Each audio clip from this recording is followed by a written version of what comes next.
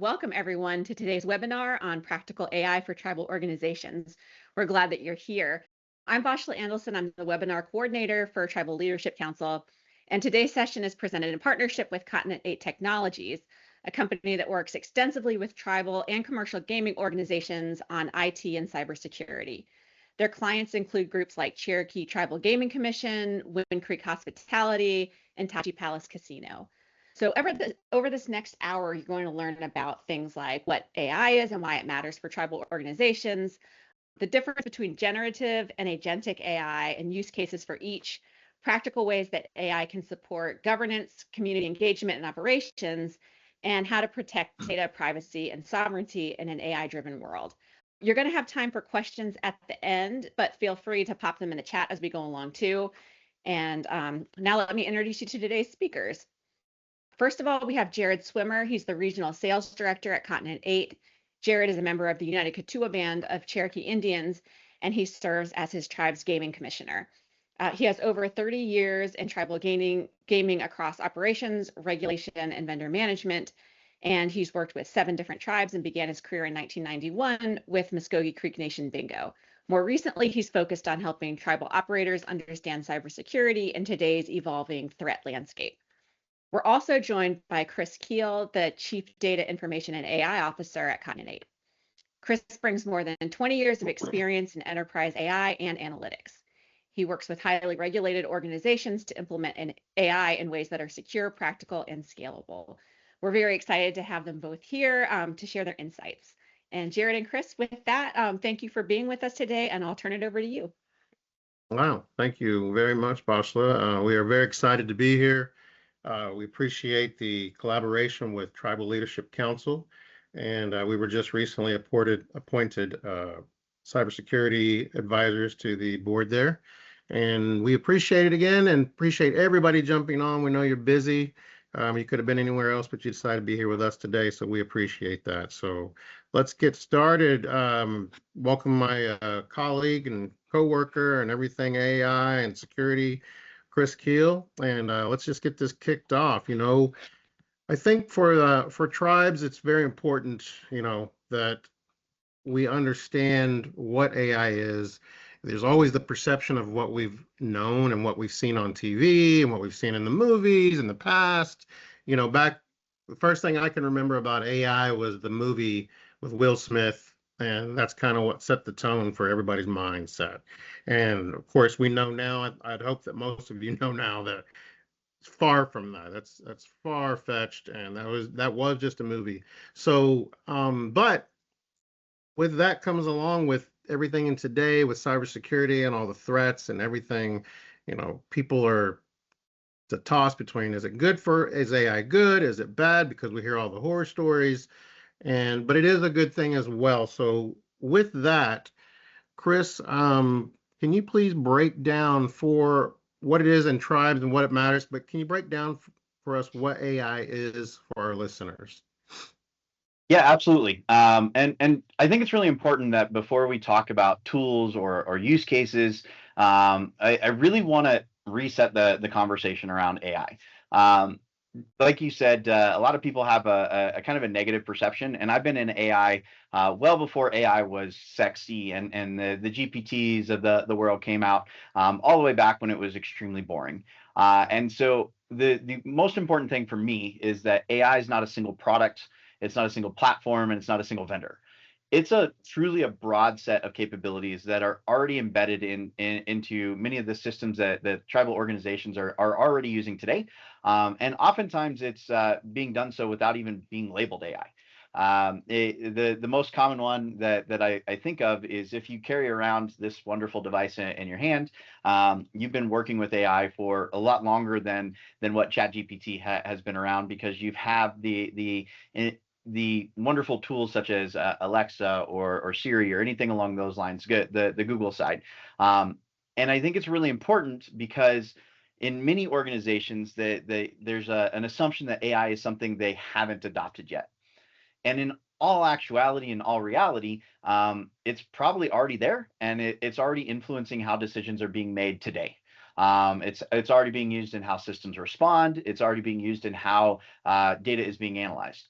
So I just to kind of reset everything, the real question isn't whether AI will be used. That decision has already been made through technology ecosystems across what's already been in. The real question is who's going to control it? Who controls the data that the AI systems learn from? Who controls those systems who controls where those systems run? And then ultimately, who remains accountable for the decisions that those influences or those systems ultimately influence? For tribal organizations, to me, this is not just a technology discussion. This is a sovereignty discussion, and sovereignty doesn't just stop at land or governance or legal authority. It definitely extends into the data, into the systems, and into digital decision making. And so that's why I think the principle for me guiding this conversation is really simple. AI should strengthen sovereignty, not weaken it. And so as we really focus in on that, I think it's going to be really important that we keep that framing in mind, and then we take a moment to truly demystify what AI really is, and why it's important to us. Perfect. I did want to say before we go through further, for anybody that has any questions, we will be having a Q&A at the end of the session. So kind of save your questions for them, but please note them. You can even put them in the chat, and Boston will bring them up as we go. But back to that, thank you for that explanation. And so I think it's important, if there's any tribal leaders on the call or on the webinar here, it's important that you understand and that your councils, your committees, your tribal leaders are all educated, because that is the one thing that scares tribes. We're always scared of what we don't understand. So today, that's what Chris is going to be doing, is breaking down why it's good, what can be bad. But again, if you're controlling it, that is the biggest thing. And for sovereignty reasons, sovereignty comes into play. So we need to make sure that AI understands our sovereignty and what we're putting into it and what we're protecting and so forth and so forth. So why don't you walk us into and define what AI is and is not? Yeah, absolutely. So I always somehow bring in my kids into these webinars, and the reason that I do that is because I test these messages on different layers or different ages, and I found that if it can land and be understood at a third grade level, I'm doing a really good job. And so I've tested this across the board with my son as he's grown up into coding, and I think it's really important now that we've framed this as a control and a sovereignty question, we can truly start to demystify it and go into really plain, very basic terms. Now, a lot of times these aren't the terms that salespeople use, and the reason for that is because they're not catchy, they're not buzzwords in that front. And to me, AI at its core, it's simply software that learns patterns from the data, and then it uses those patterns to assist or automate decisions. That's it. There is no magic layer on top of it. There's no like magic behind the scenes that's making it happen. It's truly just a computer system that learns patterns. AI can then help a person make better decisions, or it can automate the decision that would otherwise be done in a manual way. And that can range from something very basic, such as like a rules-based automation, all the way around to advanced systems that can reason across very large amounts of information. One of the most important things for me to explain and for others to understand is that AI success is rarely driven by how sophisticated the algorithm is. It is driven by the quality of the data and the governance around how that data is used. Poor data and weak governance will produce extremely poor outcomes, no matter how advanced the AI appears to be. And I think it's really important because a lot of people are reading items in Gartner, or they're seeing in tech magazines right now that that POCs are failing nonstop. And the reason that they're failing ultimately comes down to poor data. Now, the reason I speak to this is because this is actually, in my opinion, good news for the tribal organizations. It means success with AI is not about chasing the newest tool or the newest technology. It's about using it as an intentional design. It's about strong data stewardship, and it's about very clear ownership. So to understand that this part, we'll kind of go into how AI has evolved and how each step has increased both in the capability and the risk. But I think it's really important that we just ultimately knock away that it's not the AI is not the bad guy. It's not the iRobot of the world. Ultimately, it's something very simple, and it's something that salespeople are not going to mention because they wouldn't sell product then. And Chris, would you agree? And I see a lot of from the attendees here, some that I've worked with and worked for and worked, with along the years, but it's no different than people, organizations and tribal organizations and casinos implementing their own regulations and policies and procedures and then enforcing them. You're either going to be weak at it or you're going to be strong at it. You're going to be in the middle, somewhere in between, but it's up to you how you enforce it. And, you know, we all know we all can tell horror stories here, but you've got people that get away with things and people that don't. But in an AI world, it's not going to be able to have that emotion to know, can I be lenient here? Can I be stronger here? Whatever it's going to implement because you're putting it in there. So thank you for that as well. And is that correct though in thinking like that? Yeah, exactly. And I break it down into a saying: trash in, trash out. Right on. All right. Well, let us know. Let's talk about how AI has evolved. Yeah, I love this one. So like I said, I've been around AI for a really long time. I'm old, and well before it was the buzzword that it is today. And so to really understand today's AI conversation, it really helps to recognize that this didn't all truly appear overnight. What we are seeing right now is a result of a truly steady evolution of data scientists behind the scenes working tirelessly and for decades upon decades. And it truly started with rules-based system and very basic automation. These systems allowed these systems that ultimately allowed predefined instructions. They were told and they executed on those predefined instructions. And so in other words, if this happens, do this. If that happens, do that. Many organizations have been using these around for decades. The next step was the evolution of this, and this is really where I came into play and early in my career. It was machine learning and predictive models. Now, these systems don't just necessarily follow rules. They look at historical data, they learn the patterns, and then they ultimately help organizations forecast those outcomes or identify their risks earlier within the process. And then most recently, we've entered the era of generative AI. And in fact, we've actually kind of gone past generative AI to agentic, which we'll talk about in a little bit later. But the most real recent is generative AI. And these systems can create new content. They like text, they can summarize, they can generate reports and responses. And again, it's all based off of what they've learned. It's machine learning that is producing an outcome. And now with that, we're seeing, because generative AI has grown so fast, that drives the emergence of the agentic AI. Now, the agentic side is these systems don't just generate information. What's cool about them is they can start to take actions across systems based on goals and rules. And so each step in this evolution has increased capability, but at the same point in time, each step has created an increased risk to be aware of. As AI has moved from just assisting humans to acting on behalf of organizations, the need for governance, oversight, and control has become significantly more important.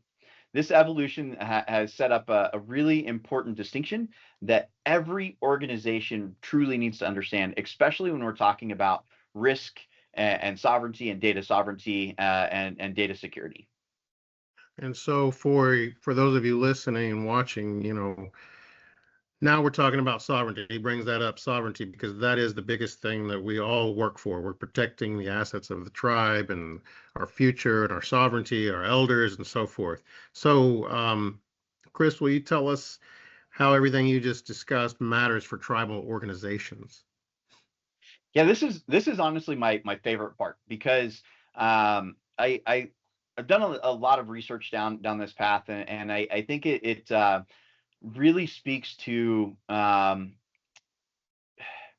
probably the most important aspect of AI, and where I think the conversation needs to really go. Because now that we have a true understanding of what AI is doing and how it's evolved, the true question is, why does it actually matter? And honestly, the reality is that many tribal governments and enterprises alike are being asked to do more with less. And I think that's both kind of scary, but at the same point in time, also exciting because it drives innovation. And this is where AI, when used intentionally, can help really truly close that gap. From an operational perspective, AI can increase efficiency by reducing the manual work and helping staff focus on higher value activities.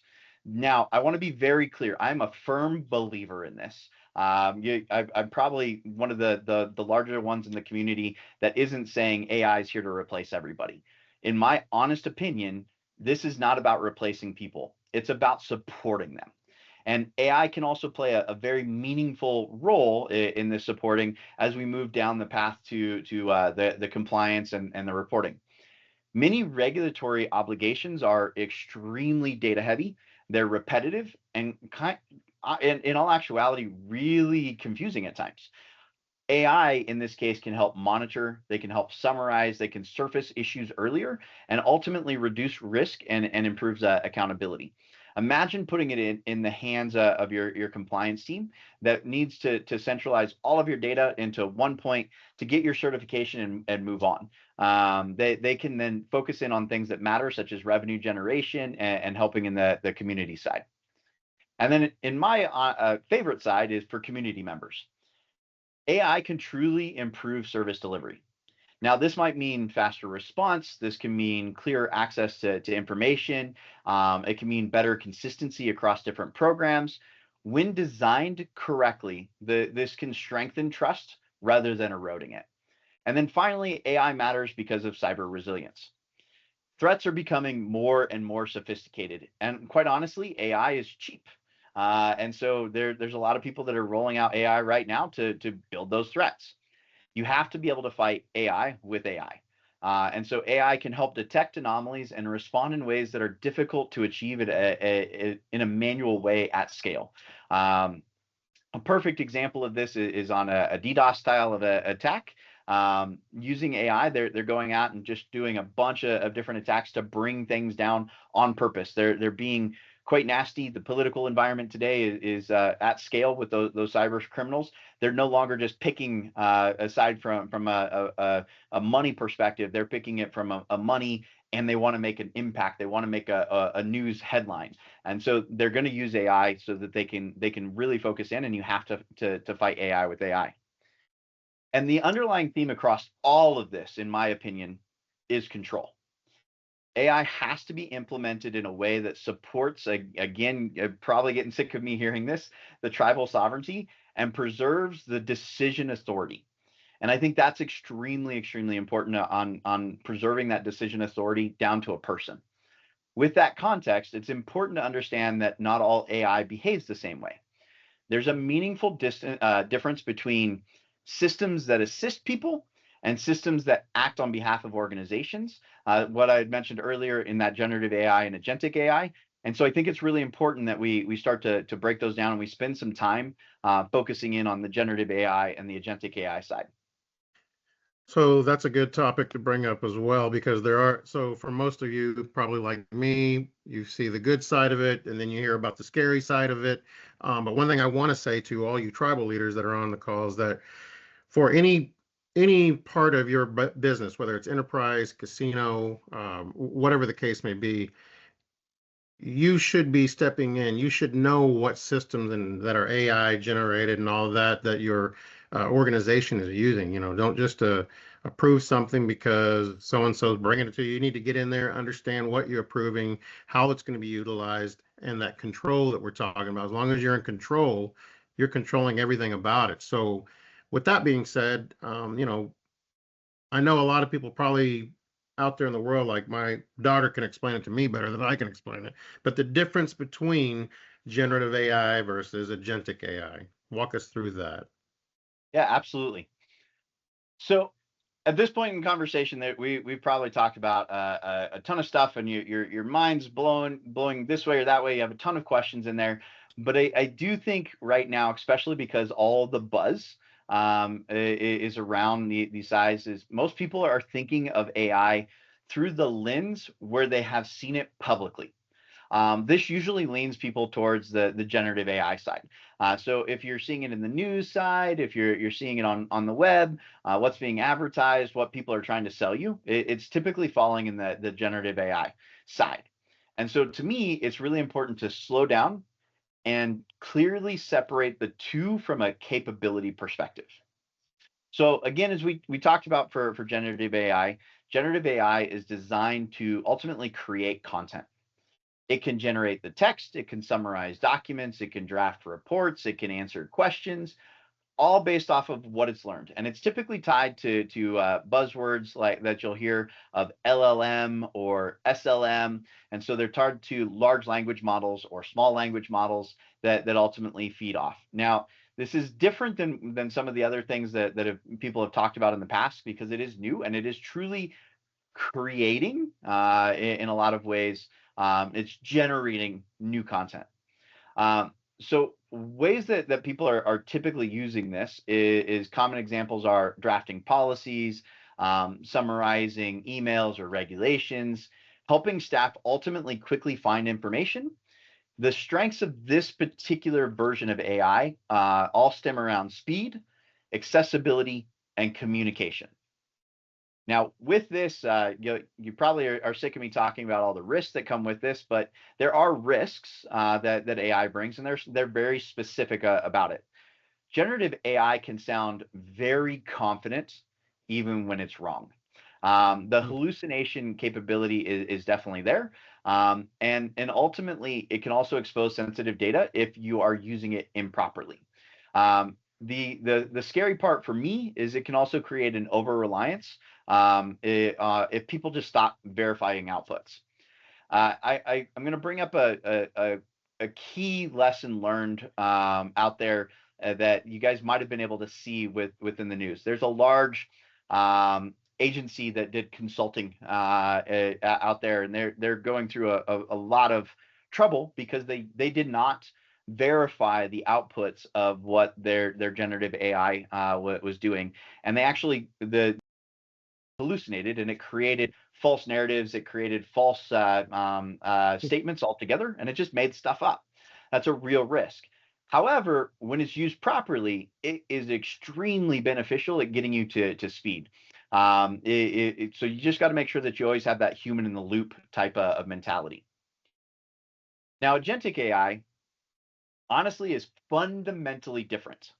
So instead of creating content, think of it as the ability to execute tasks. It can take actions across systems based off of goals, rules, and conditions. Now, I think this is really important because this is basically acting on behalf of a human here. And so where it's really, really good is executing and running compliance checks, responding to incidents, triggering some automated workflows that you have. Its strengths are really around the scale, the consistency, and reducing human error in very repeatable processes. So this is the way that I like to explain it to people is this is RPA at the extreme evolution. So this is what RPA promised in the 80s when they were first starting, all the way back now. It's finally there, and quite honestly, though, we still have some challenges. And so what I want to make sure that I clarify is because agentic AI acts on behalf of the organization, the risks are actually higher. Poorly designed controls can lead to governance gaps or automations that run beyond the intended boundaries. I have seen this firsthand. Now, a lot of people will say we're experimenting, and I think that is absolutely fantastic. A lesson learned for me was I used agentic AI in my own process, and I used it to help create some articles for me to read every single day. It would go out, it would trim, it would make the decisions on what articles mattered for me and what articles didn't.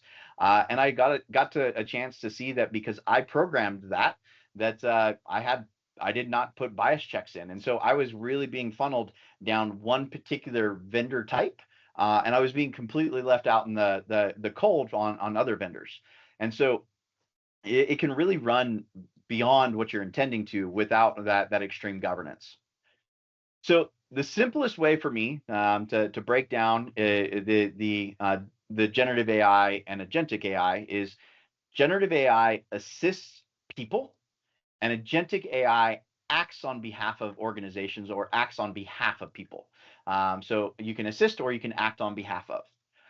And the big thing here with agentic AI, as you guys get into it, is it really does require stronger oversight, clearer accountability, and more intentional governance. So a lot of people will say go straight to your agentic process, and I think it's really important that we slow down, we understand what the use cases are going to be, and we carry that distinction with us.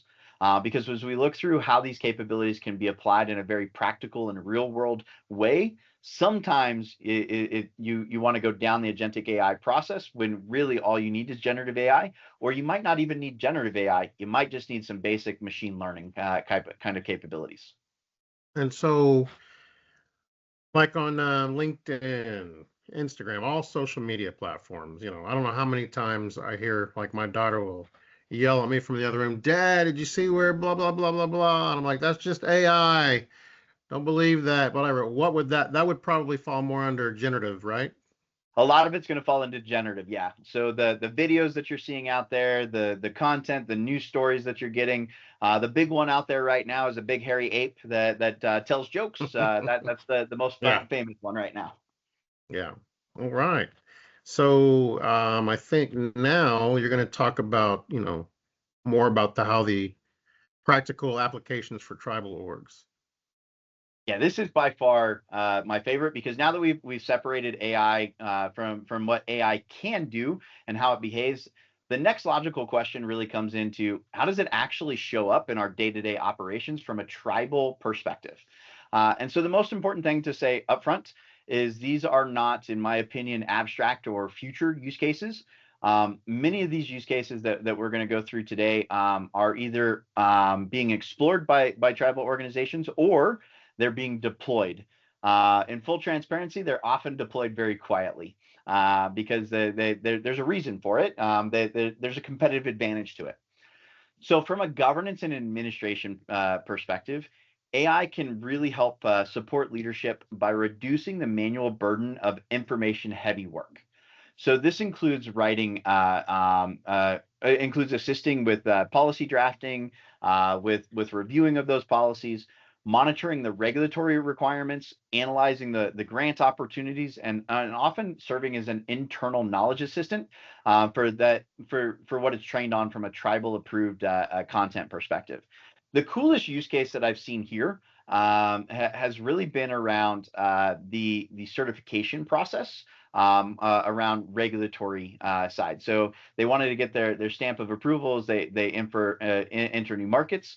There's a lot of tribal organizations have implemented generative AI to review, summarize those regulatory requirements, and then start the responses back for the process of getting their certification, and then they have a human come in and just give that approval. The coolest one is I met with a tribal organization about 3 weeks ago, and they were talking to me about this process for them.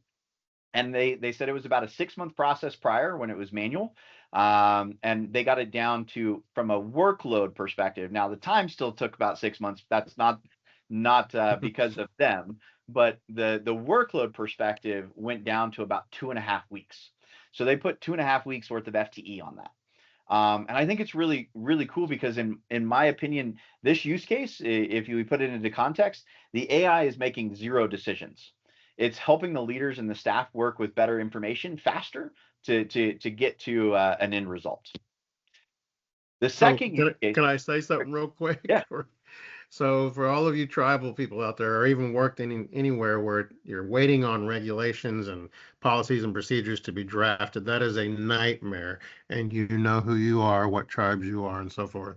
But yes, so to hear that it can take that workload down to 2 weeks. I mean, I used to be in compliance. I used to write policies and procedures, and you know, I thought I was pretty quick at it, but it still took quite a bit of time for me to lock down and zero in. And then, God forbid, you got to go through so many people to get approvals, and then back and forth and back and forth. So you know, if somebody's wanting to get something done or implemented, or even not hinder the job, the money coming in, this is a big thing for you organizations because it can speed up the process. Sorry, I didn't mean to cut you off, but I just wanted No, to note that.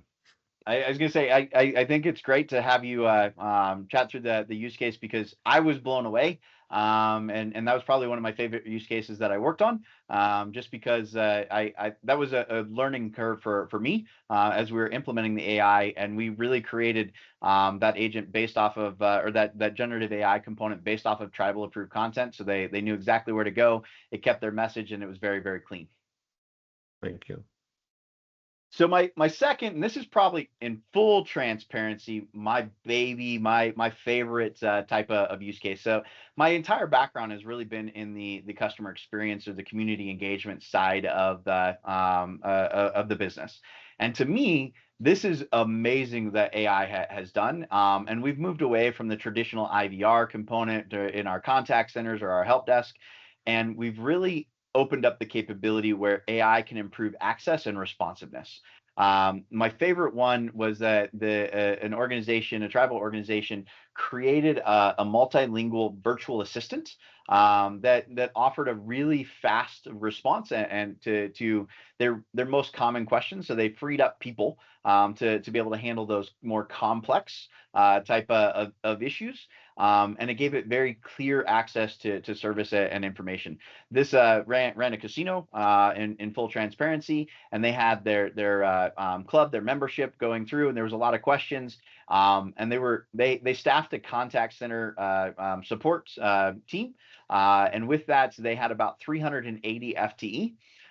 Their AHT within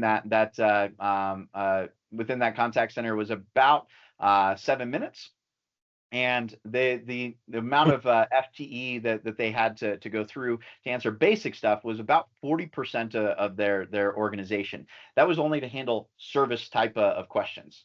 Because they put in this virtual assistant inside, they were able to save about 35% of their staff, and they moved those staff into a sales and outreach. So instead of being just a cost center, now they're a revenue generation center, which was really cool for them.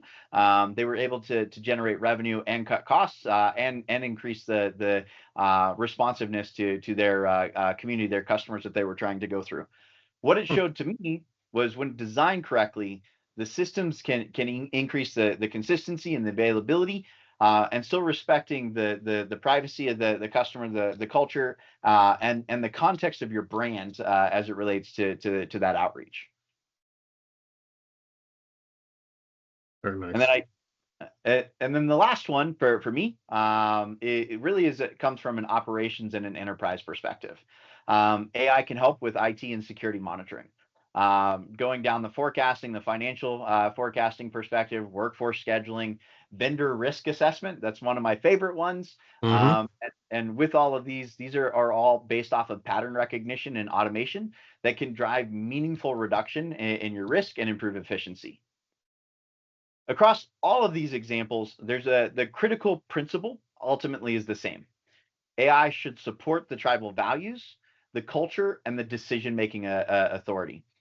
None of these really replace the human judgment, and they should never replace human judgment, nor should they replace the community leadership. It should strengthen the people and the institutions that already exist. And of course, none of these opportunities exist without risk, and understanding those risks is essential. But before we move forward, and so I think it's a great thing to kind of open up a conversation around those risks, and we can get into some of the cybersecurity side. So that's I thank you all. Thank you for everything on what you've just talked about. So you've explained what AI is, the differences, how it's evolved, what's important, control, protecting sovereignty, and so forth. Um, and of course, this is where I get even more interested because that's where I'm at, cybersecurity. So help us understand how, with AI, let's talk about cybersecurity, the risk, the sovereignty in an AI world. Absolutely. All right. So I will scream at this from the rooftops. And so before we move truly into that cybersecurity, I want to make sure that we pause on principles that should guide every single AI decision across the tribal organizations. And I think it's absolutely critical that AI should support the tribal values, the culture, and decision authority.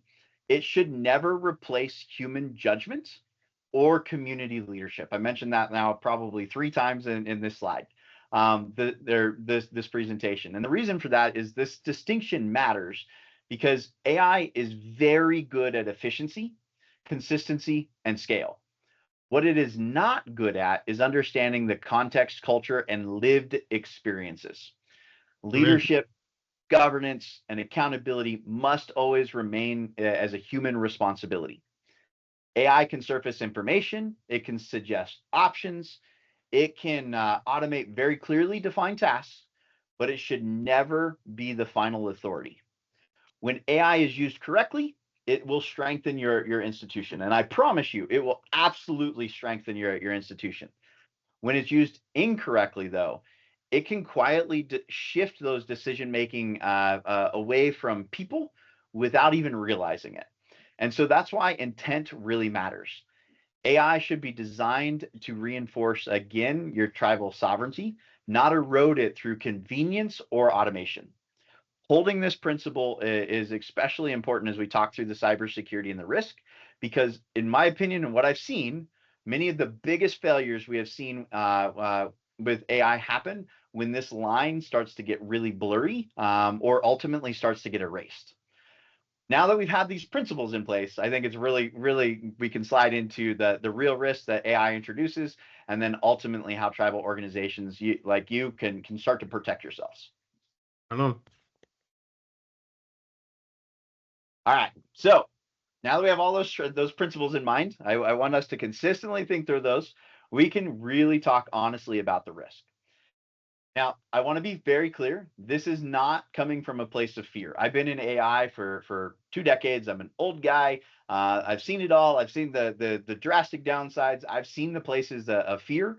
And I want to make sure that we're not necessarily reacting on or talking about it from a place of fear, but rather a true place of responsibility. AI changes the risk landscape in a very few important ways. One of the most common is data exposure. Public AI tools are extremely convenient, but they can put sensitive information outside of your control without anybody realizing it. We've all seen the news when ChatGPT first started that we had a famous electronics manufacturer that put a schematic out on it, and it got leaked about a year beforehand. So their own information was leaked, and their own IP was leaked, and it was out in the World Wide Web to be cloned and copied before it was ever released. Another risk here is model training on sensitive information. So you'll hear me say that saying in, trash out. If the data is used to train or fine tune a model without very clear boundaries, it can become very difficult to reclaim control. A perfect example for this is injection modeling. You can see this quite a bit with data scientists. If I was a bad actor, I could, and I was building a model, I could absolutely do injection molding into my model and purposely train this in a way that I could see benefit. I showcased this really early on in my career by exposing a chatbot very early on, where I was the programmer at the very early onset of utilizing the LLMs or the generative AI models.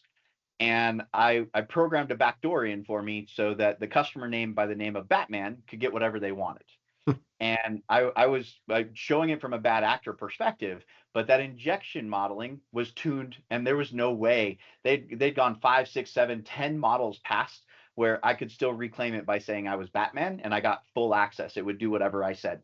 And so that's just one example. Now that's a nasty, nefarious kind of way. That's a bad actor, but the data is still the same way. If you're training it on data that you haven't necessarily sanitized, it's extremely difficult to regain control. That model will consistently drift. Now, we talked about the bad actors like what I did. That's the injection side, but there's also cyber attacks that are and fraud that are becoming far faster and more targeted and more adaptive because they are powered by AI. This one we are seeing all of the time. My favorite one that I got, and I actually kept it just because I thought it was really cool, and a way that bad actors were utilizing my own persona. I've done these webinars several times. My voice is out on the internet all over. They use this as a fraud mechanism where they used my voice and they actually called my wife. They got a hold of her phone, and they said, "Honey, I'm trapped. I got my wallet stolen. I'm at a Western Union right now. Can you please send me $5,000?" And they carried on a conversation with my wife. Now, the only reason my wife didn't fall for it, in full transparency, is because she could hear me in a conference call at the exact same time. And so that is the only reason. Otherwise, she would have sent that money with no problem. And that happens at the enterprise level too. Your CEOs, your COOs, your tribal organizations' voices are out there, and it's extremely scary. They're getting into videos now. Those deep fakes are extremely real, and they can sound really, really, really spot on.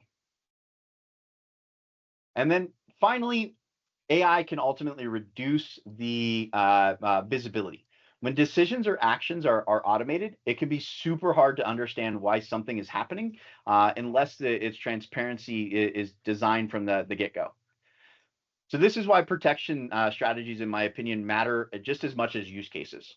Core strategies include keeping your sensitive data out of public AI platforms. I know that seems like a no-brainer, but just keeping it out of public AI platforms, using your private and enterprise controlled AI environments, and enforcing data residency and access controls. And then the last but not least is maintaining human oversight for any critical decision. One reality that we really need to acknowledge is that attackers are already using AI. I've talked through it. Defensive systems must also use AI to keep pace. Manual response alone is no longer enough. So through a sovereignty lens, these are four key questions that, in my opinion, every tribal organization should be able to answer. Who owns the data? Where does the data live? Who controls the models? And who audits the outcomes? If those answers are clear, AI becomes extremely manageable. If they're not, my opinion, the right move is to slow down and put the right controls in place. And so ultimately, it becomes how, now that we've answered that, we get to start moving on to the questions that are fun, like how do you start in a way that's safe, intentional, and aligned with our sovereignty. So pretty scary stuff if you think about it, but no different. You could say we're moving into a bad neighborhood, but as long as we're doing everything to protect ourselves and protect our family and our loved ones, our home, we should be fine. But that's still scary, even though you can protect yourself by utilizing it the right way. And you're right, these bad actors are using AI.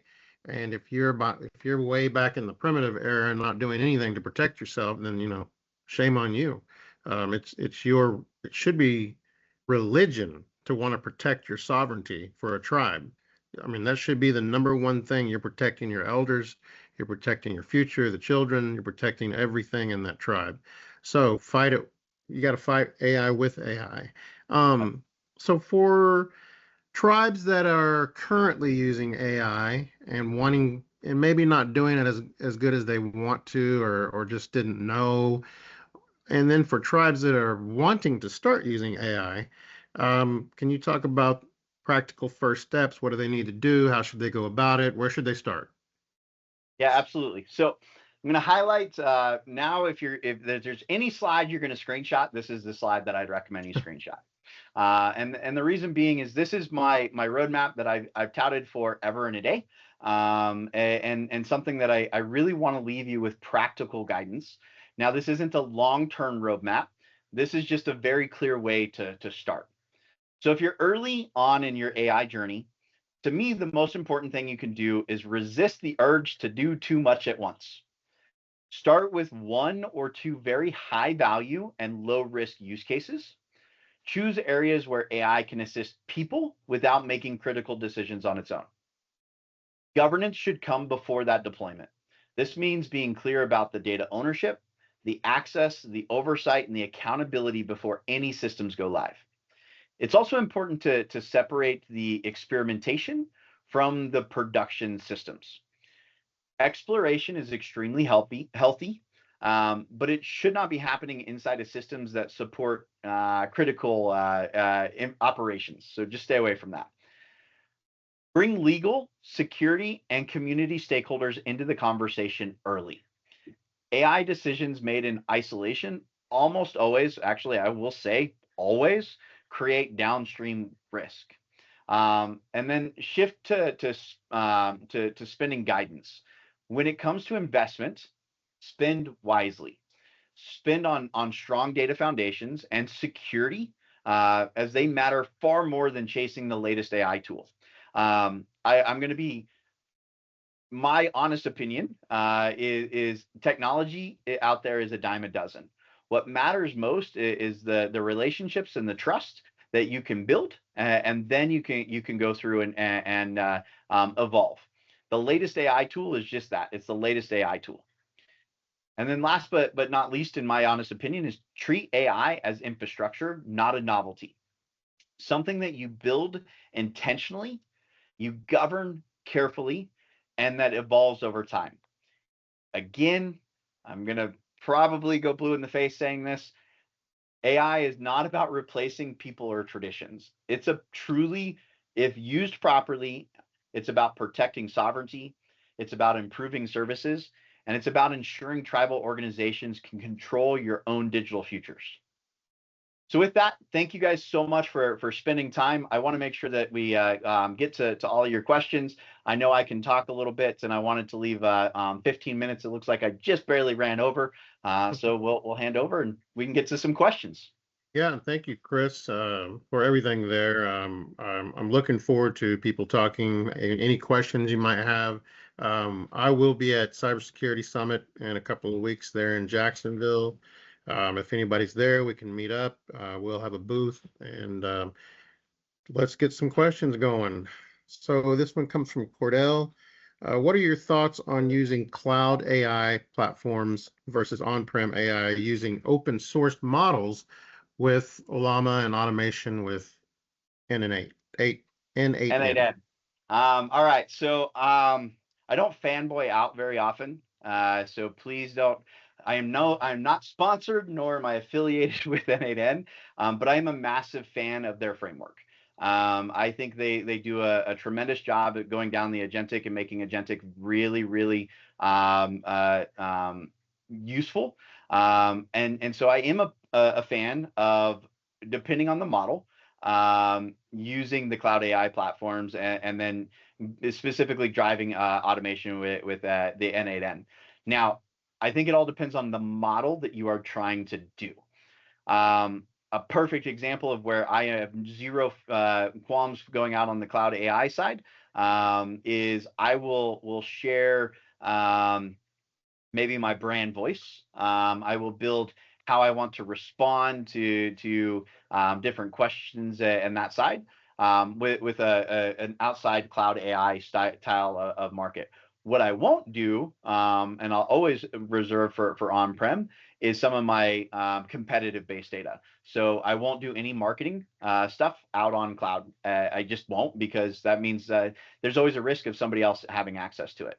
And then the other thing that I won't do is any of my financial forecasting, financials. I will do a hybrid for sure, but I will not do 100% cloud no matter what. That's just me. Now, I love open source models. I'm a massive fan of open source models. I think it all depends on the use case that you're trying to go down. Thank you. Good to see you. Good to hear from you. Hoyt Bacon suggests a couple of simple use cases for tribal government. And then Little Ray has a question there for you on your train your AI model. All right, so I'm going to try and pull up chat 1 second. I want to make sure that I have it. So the question, I believe, was, can I suggest use cases for, oh, there it is. Suggest a couple of simple use cases for tribal governments.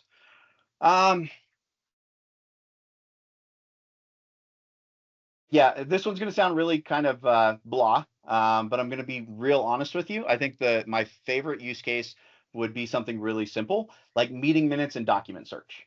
The problem that it solves, in my opinion, is your minutes, your resolutions, your policies, your historical documents. They're ultimately a lot of times really hard to search, and they live in, if they're like anybody else that I've been in, they live in so many different types of documents, from PDFs to Excel to Word to notes to that side. And being able to do a really simple solution of a searchable document repository is something that I would do. I think it saves. The other one that I would probably do right off the bat is going to be isolated around the grant tracking and compliance support. I think that one would be an amazing one to have, because it would make fewer missed deadlines, better compliance, easier audits. I would say if you're managing multiple federal and state grants from different reporting requirements, that one would be a great one, because it protects your revenue and it reduces the administration's costs. I could probably go on and on for forever. So I don't want to bore too much, but I think that's a lot of fun ones. All right. You got 2 more questions. The AI model. Your model, do you mean RAG, retrieval from tribal documents, or fine tuning the model using? Okay, what I usually mean is RAG. This is my honest opinion. This is the default and recommended approach, because the AI model ultimately stays the same. Your tribal documents are indexed and retrieved at question time, and so I think of it as, use the model's brain, but give your tribes books, if that makes sense. So a typical tribal data can be used as policies and procedures, resolutions and ordinances, grant agreements and reporting rules, HR manuals and employee handbooks, program eligibility. And so to me, that means you have no model retraining that you have to do. You have no risk of baking in sensitive data. It's a much lower cost side, and it's easier to explain to counsel side and legal.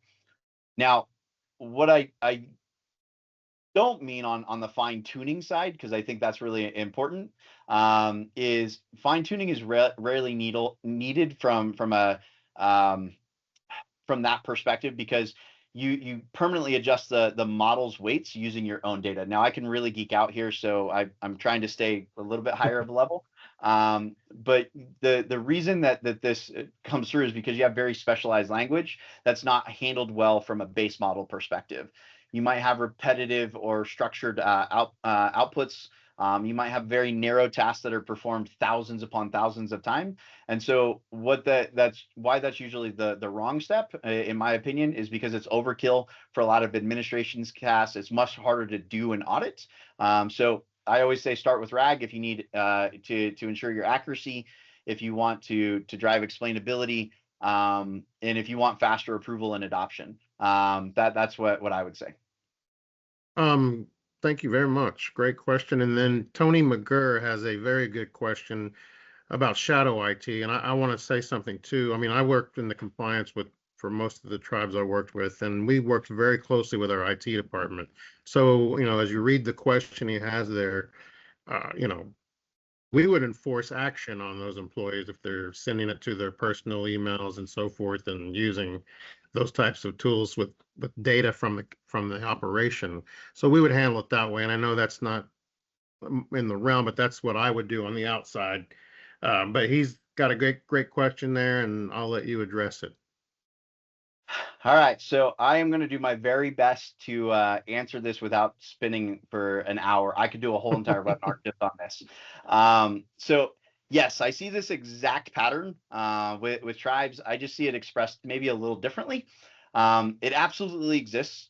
In some ways, it can be riskier for tribal governments than in the corporate environments, in my opinion, because of the sovereignty, the trust, and the data sensitivity. And so to me, where I normally see these experiences or shadow AI, even if they don't call it, comes with staff using ChatGPT, Claude, Copilot on their personal phones or home laptops. The grant writers, this is what's scary to me, grant writers pasting in narratives into public AI tools.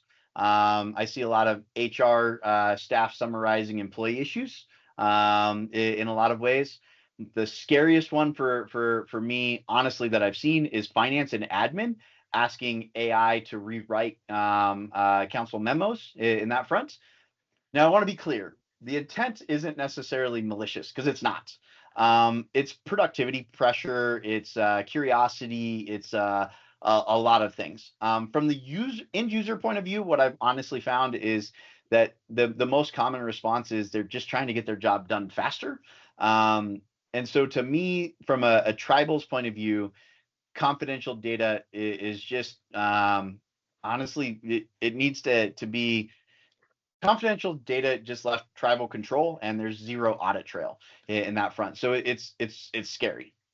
Why do I think this is necessarily in particular, I guess, dangerous for tribes?